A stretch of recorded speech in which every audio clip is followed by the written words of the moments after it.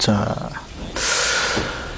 창세기 12장 이후에 족장들의 역사가 나옵니다. 그렇죠? 자, 우리 창세기 12장 이후에 나오는 족장들을 한번 열거해 보실까요? 첫 번째 누가 나오죠? 자, 누구요? 세 명은 아셔야 돼요. 아브라함, 이삭, 야곱. 이 세 명은 아셔야 됩니다. 그 다음에 이제 야곱의 아들이 누구예요? 요셉인데, 요셉은 족장이 아니에요. 요셉까지 족장으로 알고 있는 분들이 계신데 요셉은 족장이 아닙니다. 요셉은 족장 한 적이 없잖아요. 요셉은 일찍 팔려같이 족장을 한 적이 없어요. 놀랍게도 막벨라굴에 묻힌 사람이 누구예요? 족장까지만.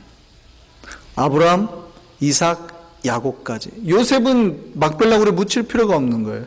약속된 가나안 땅에 묻히면 돼요. 세겜에. 그래서 나중에 그 뼈가 세겜 땅에 묻히는 거예요. 족장을 한 적이 없어요.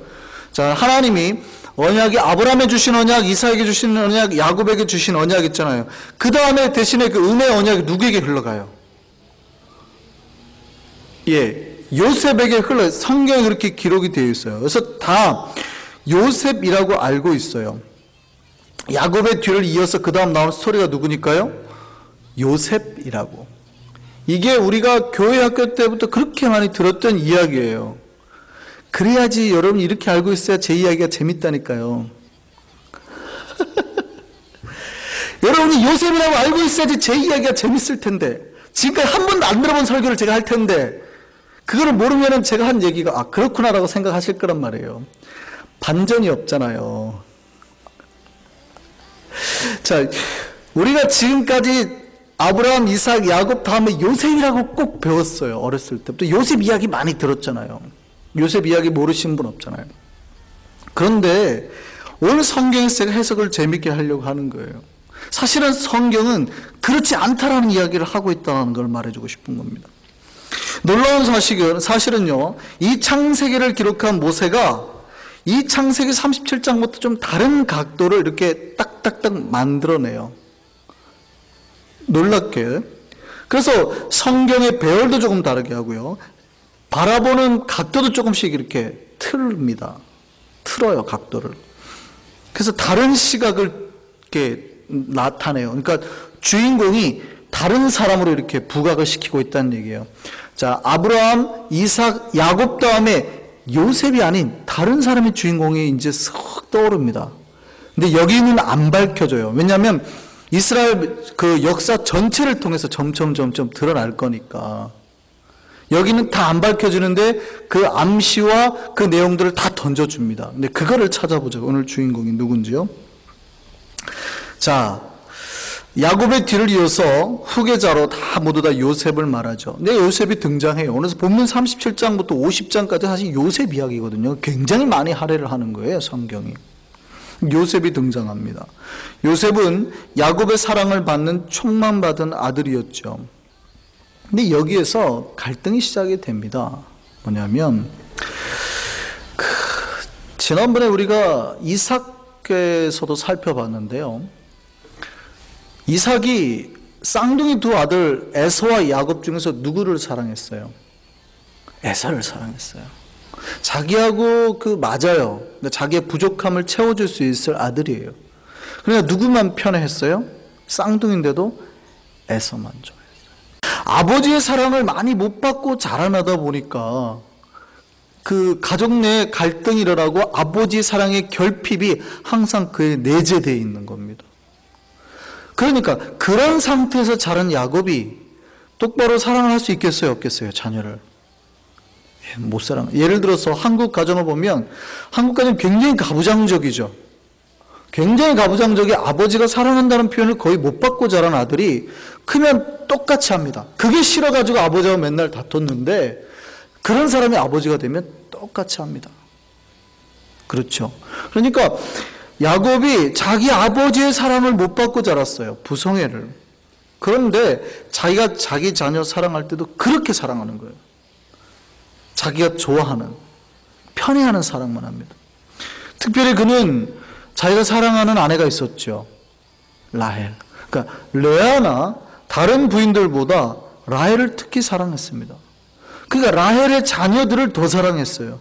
그 라헬의 큰아들이 요셉이었습니다. 요셉에게 특별 대우를 한 거예요. 그래서 요셉에게 특별 대우를 해가지고 요셉에게 어떤 옷을 입혔어요? 채색 옷을 입혔어요. 이 채색 옷이 뭐냐면 히브리 말로 하면은 케토네 파심이라는데 롱코트입니다. 롱코트인데 이 소매까지 긴 롱코트인데 그냥 단지 롱코트가 뿐만이 아니라 킹제임스 버전에는 many colors라고 되어 있어요. 그러니까 그래서 채색 옷이에요. 해석을 그렇게 한 거예요. 그러니까 여기에 화려한 염색까지 되어 있는 옷인 거죠. 그러니까 긴 옷에 긴 소매가 장식이 달린 멋진 옷. 자, 생각해 보세요. 고대 사회에 롱팔에 긴 멋진 코트를 하고 있는 겁니다. 거기에 염색까지 되어 있어요. 자, 고대 사회에서 염색한 옷을 찾기가 쉬울까요? 어려울까요?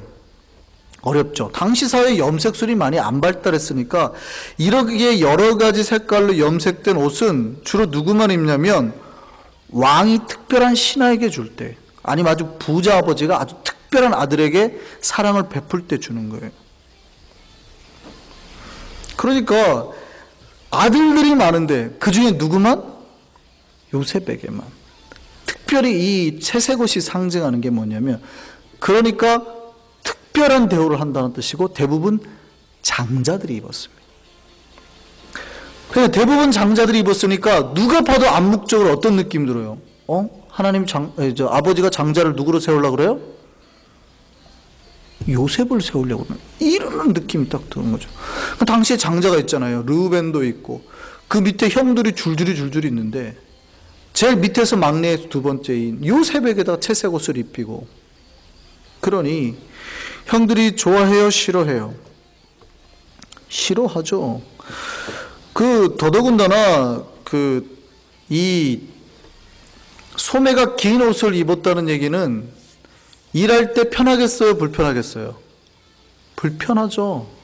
멋진 정장옷을 쫙 빼입고 페인트 칠할 수 있어요? 양칠 수 있냐고요? 못하는 거잖아요.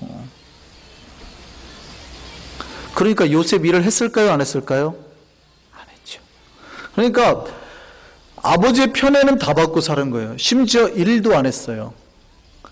자기 형들 나이가 보세요. 자기가 17세인데 이때 요셉 나이가 17살인데 형들은 다 일하러 갔는데 자기는 일하러 갔어요? 안 갔어요? 안 갔어요. 나중에 형들한테 안부 전화로 잘 갔다 오라고, 있는지 잘 보고 와라고 야곱의 심부름으로 갔긴 했어도 그때도 뭘 입고 있었어요? 채색 옷을 입고 있었단 말이에요. 그러니까 일을 했어요? 안 했어요? 안 했어요. 일도 안 하고 채색 옷만 입고 아버지의 특별 대우 받고 자랐어요. 좋아할까요? 싫어할까요? 싫어하죠. 누가 봐도 특권인 거예요. 야, 아버지 너무하시네. 응? 작은 엄마 사랑하더니 작은 엄마 아들인 저 요셉도 사랑해가지고 쟤를 장자를 주려나 보다. 근데 왜 야곱이 이렇게 요셉에게 장자권을 넘겨주려고 했을까요? 야곱의 의도입니다.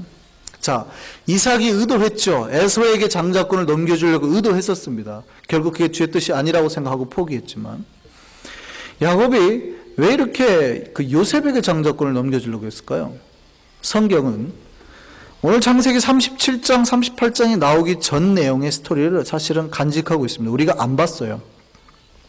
앞에 창세기 35장 22절에서 무슨 사건이 있었냐면, 베델에 올라오고 난 다음에 르우벤이 서모 비라와 통간한 사건이 일어납니다. 빌라가 누구냐면 라헬의 원래 여종이었잖아요.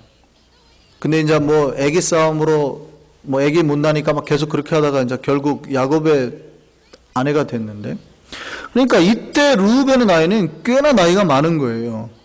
아버지는 상당히 나이가 많고요. 91세에 요셉을 낳았으니까 이때 말도 한 벌써 10몇 년이 더 지났으니까 100세가 넘었어요, 야곱이. 르우벤 나이가 야곱이 하란 땅을 갔을 때 나이가 77세인데, 그러니까 대략 30세가 넘은 거예요, 르우벤이. 르우벤은 이미 장성했고, 그러니까 서모 비라와의 나이 차이도 많이 안 나고, 그런데 이 통간을 한 거예요. 그때 누구도 있었어요? 자기 형제 단과 납달리도 있었어요. 아주 중죄를 지은 거죠. 자, 중죄, 제가 지난번에 그 장자권을 뺏기는 여러 가지 조건 말했습니다. 아주 심각한 죄를 범했을 경우, 그 다음에 그 족장의 고난이 장자의 고난보다 더 세다고 말씀을 드렸죠. 네, 그런 사건이 있는데요. 아주 중죄를 범했어요. 그러니까 이미 야곱의 마음에는 누가 밖에 있는 거예요? 르우벤이 비록 장자지만 밖에 있는 겁니다. 죄를 세울 수가 없는 거예요. 그러니까 더욱더 요셉을 향한 편애가 더 심해집니다. 그래서 요셉에게 채색옷까지 입히는 거예요. 이게 근데 부성애를 받지 못했던, 그러니까 아버지한테 이삭한테 그렇게 사랑을 못하니까 더욱더 심각하게 야곱도 요셉을 그렇게 사랑하게 됐어요.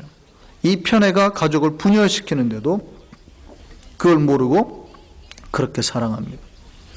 야곱의 다른 형제들이 요셉을 좋은 눈으로 보지 않죠. 오늘 본문 4절 한번 볼까요? 37장 4절입니다. 우리 읽진 않았지만 창세기 37장 4절입니다. 같이 한번 볼까요?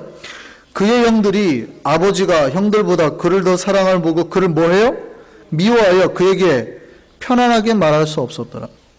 여기서 편안하게 말할 수 없었더라는 말은요, 사실은 평안하게 말하지 못했다라고 해석하는 게 더 좋습니다. 히브리 말로 따지면 그들에게 샬롬이라는 말도 안 했다는 뜻입니다. 히브리인들은 누구나가 처음 만나면 그 우리나라 말로 안녕이라는 말이 똑같죠. 편안한 안자잖아요. 그러니까 평안하세요? 요 뜻이잖아요. 똑같이 샬롬 이렇게 하거든요. 주님의 평안을 빕니다. 샬롬 하는데 그 샬롬도 안 했다는 뜻이에요. 인사도 안 했다는 거예요. 형제가 인사도 안 할 정도로 사이가 나빠졌다는 거예요. 지금 굉장히 갈등이 있는 거예요. 지금 형제들 사이에 내재된. 이렇게 관계가 좋지 않은데 거기에다가 기름까지 붓는 사건이 하나 발생하죠. 요셉이 좀 특별한 아이였습니다. 꿈을 꾸었는데 아주 특별한 꿈을 꾸었죠. 그 7절 보면 우리 같이 한번 볼까요? 7절.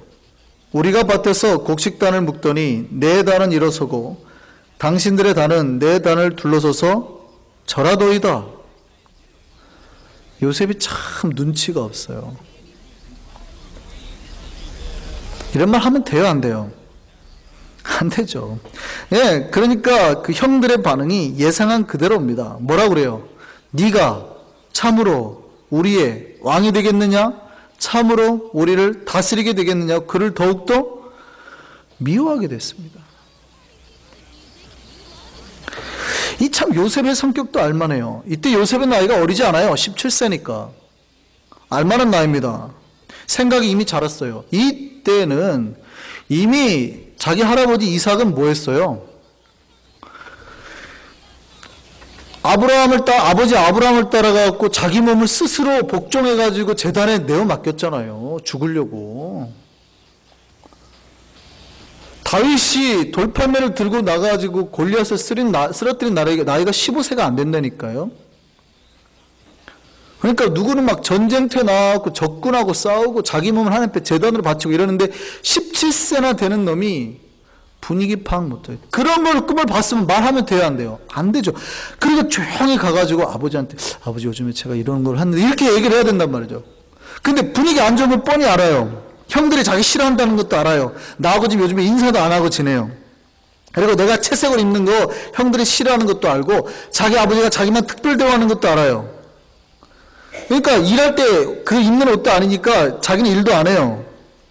맨날 빈둥빈둥 논단 말이죠. 근데 일부러 형한테 그 옷을 입고 찾아가가지고 한 말이 뭐예요? 내가 꿈을 꿨는데 말이죠, 형들. 자, 어떤 성격의 소유자인지 알겠어요, 요셉이? 한술 더 뜨죠. 그 꿈을 꿨을 때 스탑했어야 된단 말이에요. 그 꿈을 꿨을 때 분위기 되게 안 좋네. 형들이 자기를 더 미워하니까 분위기 파악하고 스탑했어야 되는데 한술 더 뜨죠. 이번에는 언제요? 자기 아버지. 자기 아버지까지 있는데 가가지고 꿈 얘기를 또 하죠. 자, 들어보세요. 이번에는 또 다른 꿈을 꿨는데 이번에는 11별이 나한테 절을 하더니 뿐만 아니라 해하고 달도 나한테 절을 합디다. 아휴, 눈치도. 그러니까 이번엔 누가 뭐라 그래요? 야곱이 뭐라고요? 이 철없는 것은. 야곱이 다 뭐라고 한다. 여기 야곱이 하는데 야곱이 막 뭐라고 해. 꾸짖어요. 그래 형들의 시기가 더 심해지죠.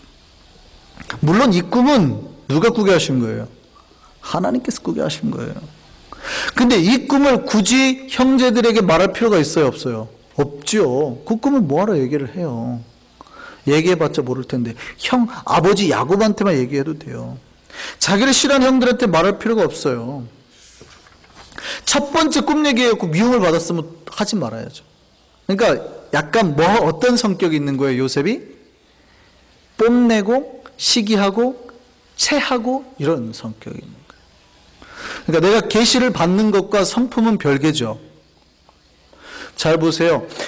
내가 계시를 받아도 내 성품이 변하지 않으면 결국 어떻게 되는 줄 아세요? 그 성품이 변할 때까지 연단의 시간을 거쳐야 되는 겁니다. 이 요셉이 몇 년 동안 연단을 받았어요? 13년 동안. 그러니까 13년 동안 연단받고 난 다음에 요셉은 전혀 새로운 사람이에요. 하나님만 실실하게 의지할 수밖에 없었던 사람이었고 총리 대신을 갖고 나라를 다스릴 사람이 됐어요. 근데 그 짧은 기간에 총리가 될 정도니까 그 짧은 기간에 다른 사람 평생을 고난을 다 당하니 죽을 고비를 겪는 거죠. 감옥에서 살잖아요. 젊은 시절을. 다 젊은 시절에 완전 13년 동안 종노릇 하다가 누명 쓰고 감옥에 갇혀서 언제 죽을지 모를 걸 기다리고 있잖아요. 미치는 거죠. 미치는 거죠. 그 이후에야 총리가 되는 거예요. 물론 야곱은 요셉이 한 이 꿈을 놓치지 않았습니다. 예, 야곱은 민감하잖아요, 영적으로. 그러니까 딱 캐치를 하죠. 아, 이게 보통 꿈이 아니다. 그래서 그 꿈을 간직해 뒀습니다. 그런데 그 철없는, 그 개념 없는 잘난 척하는 요셉은 결국 죽음의 고난의 13년의 연단 기간을 거칩니다. 물론 그 이후에 요셉은 놀랄 만큼 성장하게 됩니다. 자, 여기서 잠깐 우리 생각하고 지나가겠습니다. 많은 이들이 요셉의 꿈을 보면서 그 하나님의 계시를 그 꿈으로 받으려고 합니다. 이건 우리 교회뿐만이 아니고요. 우리나라의 거의 대부분의 교회가 다 그럽니다. 이거는 사실은 저도 꿈을 이렇게 좀 이상하게 꾸면 저도 좀 사실은 좀 묘하거든요. 며칠 전에 아주 독특한 꿈을 한번 꾸고 꿈에 장모님까지 나와가지고 제가 느낌이 이상하다 그래가지고 한국에 전화도 했었어요. 저도 저도 꿈에 대한 해석을 많이 읽고 심리학도 공부하고 제 꿈에 관심 많아서 막 이걸 하고 꿈이 상징이라는 것도 알지만 그런 꿈을 꾸면 기분이 싱숭생숭하거든요. 거기까지는 이해를 하겠습니다. 그래도 꿈이 너무 직접적인 계시라고 섣부르게 판단하지는 마세요. 왜냐하면 자 생각해 보세요. 성경에서 꿈으로 하나님의 계시를 받은 사람의 대명사는 요셉입니다. 그죠? 꿈하면 요셉이에요. 근데 요셉이 평생 몇 번의 꿈으로 계시를 받았을까요? 꿈으로 몇 번 계시를 받았을까요?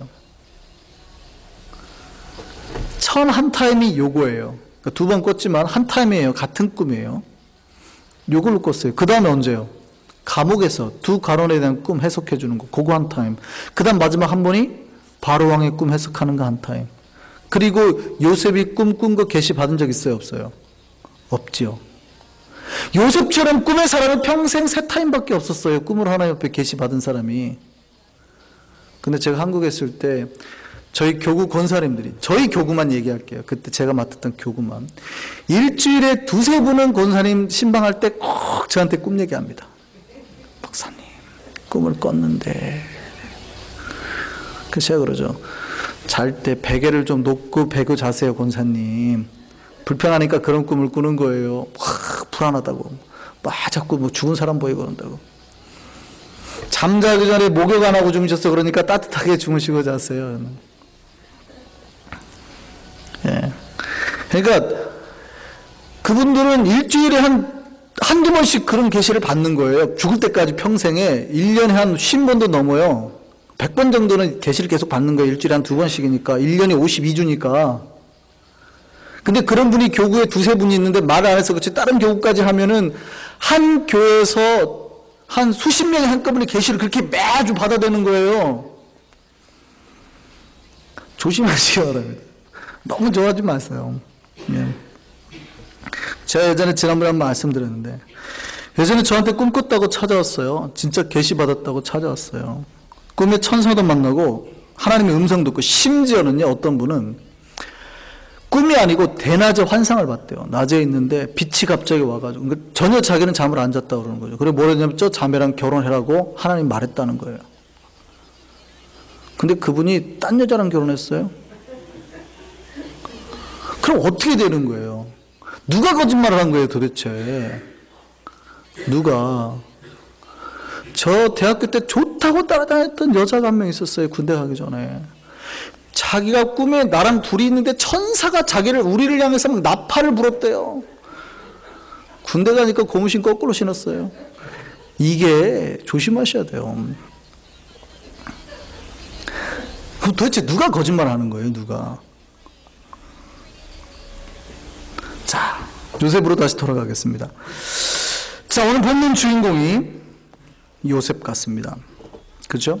오늘 이제 창세기가 쭉 스토리가 지금 그렇게 흘러가는 것 같잖아요. 근데 정말 주인공이 요셉일까요? 야곱이 자기 아들들이 양떼를 잘 치는 거 보게 하기 위해서 요셉을 보냅니다. 근데 그 형제들이 요셉을 보고 아주 끔찍한 생각을 합니다. 요셉을 죽이려고 한 거예요. 그들의 마음속의 시기가 얼마만큼 컸는지, 혹시 뭐 그런 분은 안 계시지만 편애하지 마세요. 이게 대대로 물려줘요. 그리고 그것이 그 아이의 성품이나 인생까지 좌지우지할 수 있는 거예요. 형제들이요, 요셉을 보고 아주 끔찍한 생각을 합니다. 그러니까 그 10명의 형제들이 가졌던 그 마음속의 허탈함과 슬픔이 딱 그 장면 하나에 딱 나타나는 거예요. 보자마자 뭐라 그래요? 죽이자. 이 죽이자라는 얘기가 어디서 나와요? 가인이 아벨한테 뭐 했다고요? 하나님 앞에 불을 내고 가인아 들러 나가자 그러잖아요. 뭐 하려고? 죽이려고. 딱 그 장면이에요. 여기서 오늘 본문 11절 보면 이렇게 되어 있습니다. 그의 형들은 시기하되 라고 되어 있거든요. 그의 형들이 요셉의 말을 듣고 시기를 했는데, 이 시기했다라는 단어가 히브리어가 콰나입니다. 이 콰나란 뜻이 뭐냐면 내면의 분노가 너무 커가지고요, 이걸 감추지 못해가지고 얼굴까지 분노가 터진 상태가 콰나예요. 그러니까 그 형들이 요셉에게 대한 분노가 폭발하고 있었다는 얘기예요.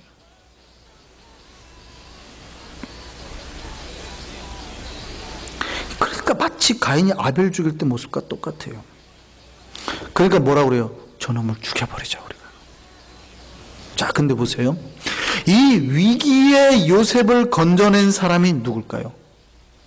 요셉을 죽이자고 했는데 요셉을 죽이려고 할 때 요셉을 죽이지 말자라고 말한 사람이 누굴까요? 네, 본문 21절 한번 보세요. 21절. 자, 이 18절부터 한번 다시 한번 볼까요? 요셉이 그들에게 가까이 오기 전에 그들이 요셉을 멀리서부터 보고 뭐라고 그래요? 죽이기를 꾀하여 서로 이르되 꿈꾸는 자가 오는도다. 20절. 자, 그를 죽여. 이렇게 말하는 거예요. 진짜 악랄한 마음이 그 속에 들어가는 거죠. 그래가지고 21절에 누가 말해요? 르우벤이 듣고, 자 보세요. 르우벤이 장자입니다. 르우벤이 듣고 요셉을 그들의 손에서 구원하려 하여 이르되 우리가 그의 생명은 해치지 말자. 그리고 22절. 르우벤이 또 그들에게 이르되 피를 흘리지 말라. 지금 죽을 수밖에 없었던 그 요셉을 건져낸 사람이 누구예요? 장자인 르우벤이라고 말하고 있는 거예요. 그러니까 형제들이 얘를 안 죽이려고 하니까 어떻게 해요? 죽이지 말자더니 어디다 던져요? 구덩이에다 던지는 거예요. 자, 근데 구덩이에다 던졌다는 얘기는요, 그냥 구덩이 밑에 밀어넣었다는 뜻이 아니에요. 제가 지난번 구덩이에서 설명한 적이 있는데, 그 이스라엘에는 워낙 물이 안 오니까 이 우기 때에 빗물을 받아서 쓰는 데가 있어요. 그 이제 우물이 있고 저수지 같은 웅덩이가 있는데, 여기는 지금 어떤 데냐면 우물을 파다가 우물을 팠는데 물이 안 나올 거 아니에요. 다 나오는 건 아니잖아요. 요즘처럼 뭐 초음파로 해가지고 뭐 수맥을 찾아가지고 물을 뚫는 게 아니니까.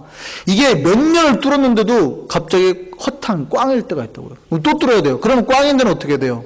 버려두는 거죠. 이런데요, 이런데 구덩이가. 그런데 빠뜨려 버린 거예요. 근데 거기 나올 수가 있을까요, 없을까요? 못 나와요. 왜냐하면 원래 팔 때나 우목 거기 이제 웅덩이 같은 것도 있는데 다 거기는 원래 방수 처리를 합니다. 방수. 왜냐면 물이 새면 안 되니까. 근데 당시에는 석회암을 갖다가 거기가 많이 대부분 석회암이니까 못 나오게 방수 처리를 다 하는 거예요. 물이 새지 말라고. 근데 밑에서 미끄러워가지고 나올 수가 없어요. 그 얘기는 뭐예요? 죽이려고 했다는 거예요. 그래, 우리가 직접 죽이지는 말고 빠뜨려서 죽이자. 이 얘기예요, 지금. 형제들이 르우벤의 말을 들었어요, 안 들었어요? 안 들은 거예요. 그래? 그러면은 우리 손은 대지 말고 저기 빠뜨려서 죽이자 이거예요.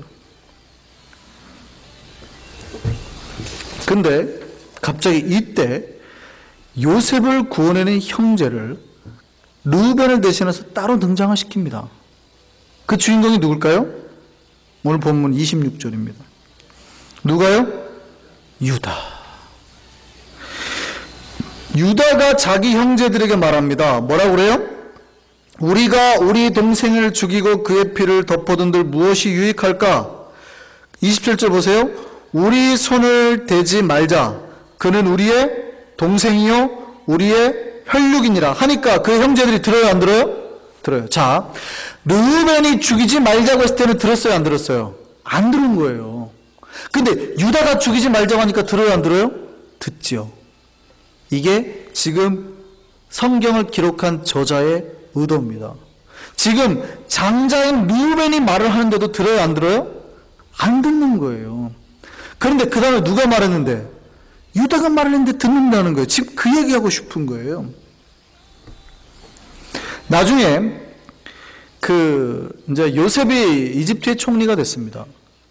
근데 형제들이 이제 먹을 걸 구하러 이집트로 가죠.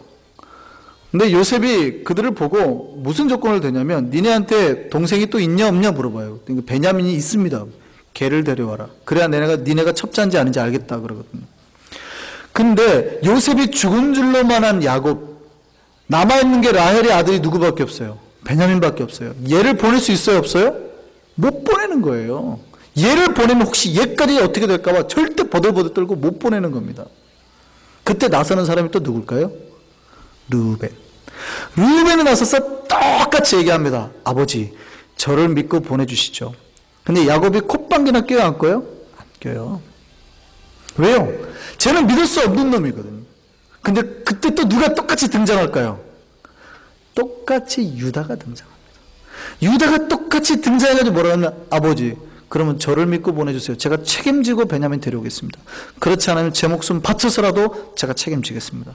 그러니까 베냐민을 그때 보내요. 야곱이 누구를 믿고요? 유다를 믿고.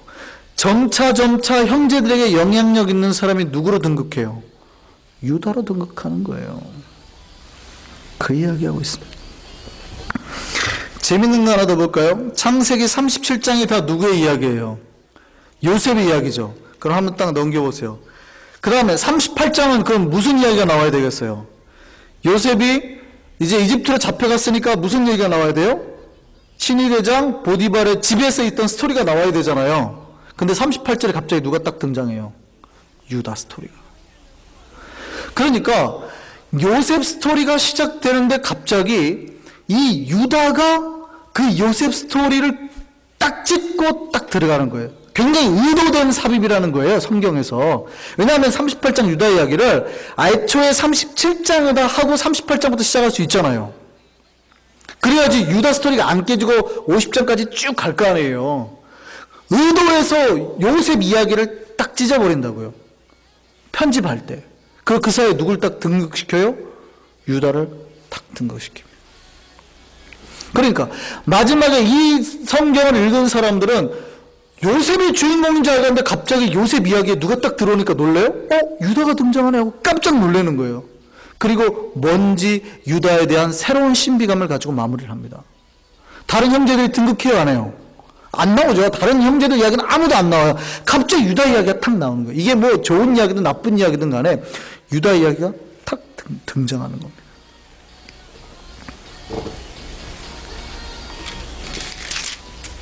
이 이야기가 어디까지 흘러가요?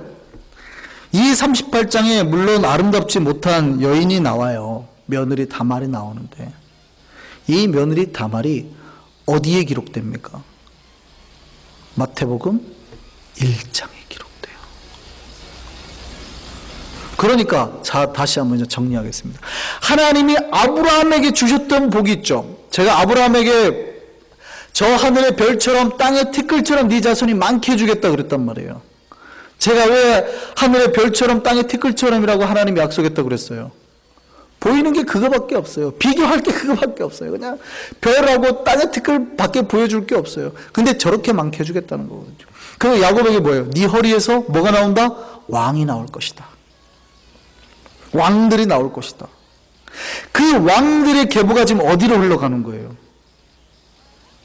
유다로 흘러가요. 요셉으로 흘러가요? 유다로 흘러갔다라는 걸 신약은 말해주고 있는 마태복음은. 그래서 지금 유다가 점차 장자권을 가지게 됐다라는 얘기예요. 왜요?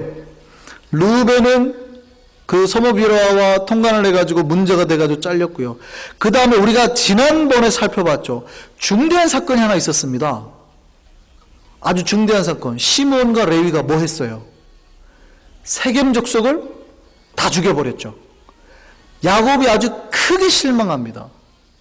그러니까 이 두 형제가 아주 또 큰 죄를 범했어요. 그러니까 둘 다 장자권에서 박탈돼요. 그 다음에 누구예요? 네 번째 아들이. 야곱의 네 번째 아들이 누구예요? 유다예요, 유다. 그러니까 장자권이 지금 어디로 흘러간다는 거예요? 유다에게 흘러가고 있다는 거 본문이 얘기해 주는 거예요. 그 창세기 37장 2절 보세요. 창세기 37장 2절이 지금 이 얘기를 하고 싶었어요. 지금 야곱의 무슨 얘기를 하고 싶었어요? 족보 이야기 하고 싶었어요. 갑자기 야곱의 족보 이야기로 37장이 시작합니다. 시작 2절 야곱의 족보는 이러하니라. 사실은 요셉 이야기 하고 싶어 하는데요. 이 창세기는 그렇게 끝내지 않습니다. 이 족보라는 히브리어의 톨레도트가 족보뿐만이 아니라 계보를 말하는 거거든요. 근데 이 족보 계보가 마태는 딱 누구라고요? 이쪽으로 흘렀다는 걸 얘기해요. 그래서 마태복음 1장이 족보로 시작해요. 이 톨레도트로 시작하는 거예요. 하나님의 족보는 이쪽으로 흘렀다는 얘기예요. 사실은 이 족보가 명확하게 드러나지는 않습니다. 창세기에서. 어디까지 명확하게 드러나지 않냐면요. 여호수아 때까지 명확하게 드러나지는 않아요. 그 독특한 거는 출애굽기 이제 나중에 보면 우리가 살펴보겠지만 가나안 정탐을 딱 하잖아요. 그럴 때 딱 두 지파만 예스하고 10지파가 노 했어요. 그 예스한 두 지파가 어딥니까?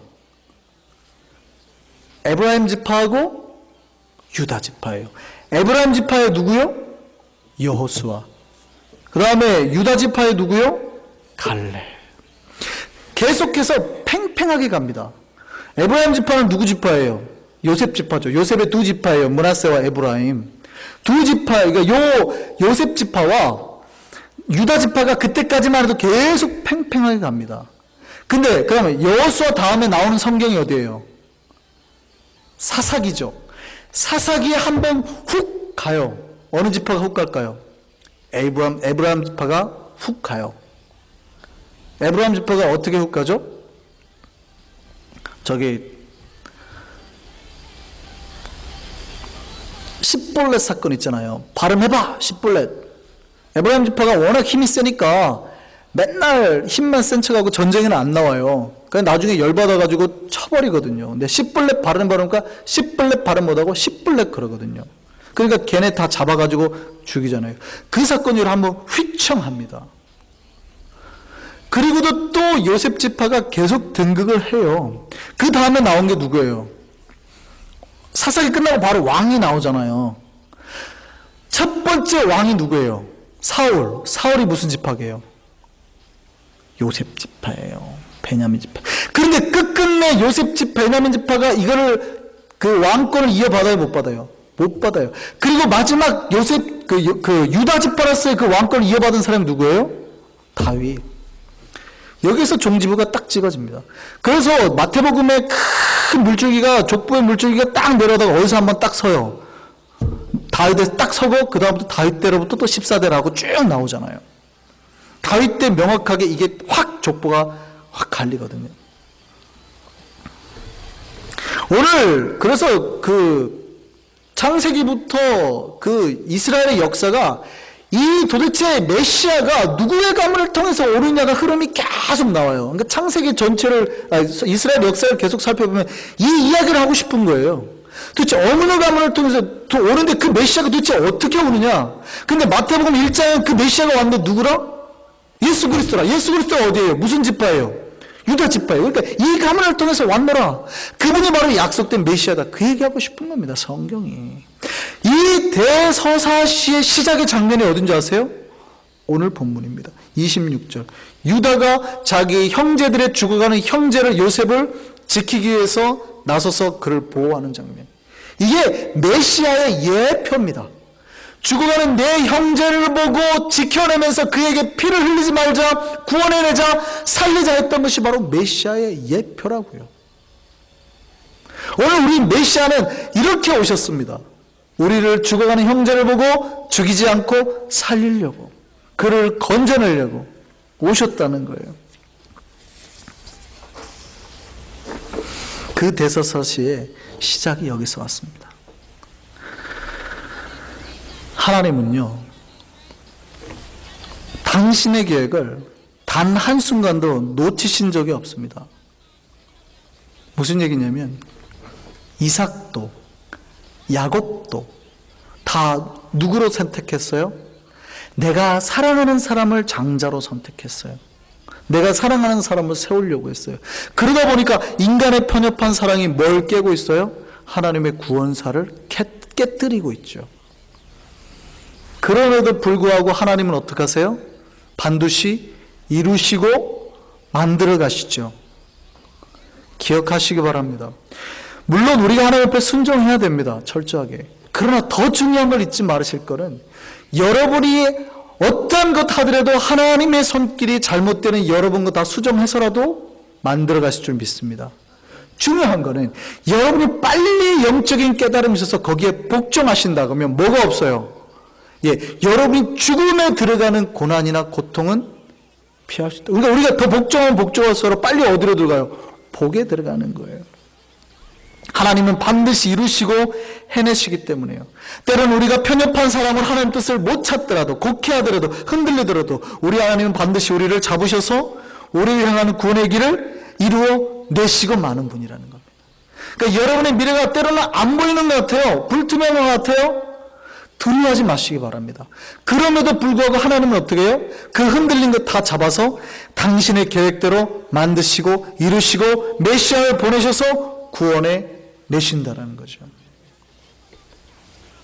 그 가운데 저와 여러분이 서 있기를 바랍니다. 이 아버지의 사랑이 오늘 사는 우리에게도 그대로 전해집니다. 하나님은 여러분과 저를 향한 그 하나님의 계획을 철저히 이루어 가십니다.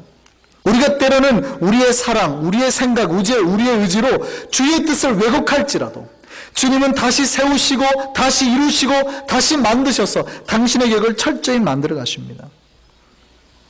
다시 한번 언급드리면 우리는 그 주님의 계획 앞에 철저한 순종으로 나아가기를 바랍니다. 그래야면 우리를 통해서 거침이 없어요. 우리가 넘어질 필요가 없이 하나님 철저한 순종 속에서 주님께서 계획한 그 복의 모든 것들을 다 누리며 살게 된다고요. 그 은혜와 복들이 우리 안에 넘치기를 바랍니다. 날마다 기도로 그 아버지의 뜻을 붙잡을 수 있는 저와 여러분 되기를 바랍니다. 하나님 뜻이 우리 안에 온전히 이루어지고 세워지는 저와 여러분 되기를 간절히 바랍니다. 기도하겠습니다.